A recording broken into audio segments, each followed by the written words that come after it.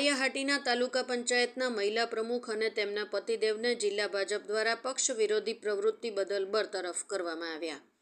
હજુ તો 2 દિવસ પહેલાં જ પ્રમુખ સામે થઈ હતી અવિશ્વાસની દરખાસ્ત. રાજકીય માહોલ ફરી ગરમાયો. માળિયાહાટીના ભારતીય જનતા પાર્ટીના જિલ્લા અને સ્થાનિક કક્ષાએથી મળેલ માહિતીના આધારે પ્રદેશ સાથે ચર્ચા બાદ અને સૂચના મુજબ જિલ્લા ભાજપ પ્રમુખ કિરીટ પટેલ દ્વારા આજે માળિયાહાટીના તાલુકા પંચાયત પ્રમુખ નયનાબેન આશીષભાઈ લાડાણી તથા તેમના પતિ આશીષ લાડાણીને પક્ષમાંથી બરતરફ કેમ ન કરવા તે અંગે કારણદર્શક નોટિસ આપેલ. સદ્રહુ નોટિસમાં આપને આ નોટિસનો 7 દિવસમાં ખુલાસો કરતો જવાબ આપવા જણાવેલ.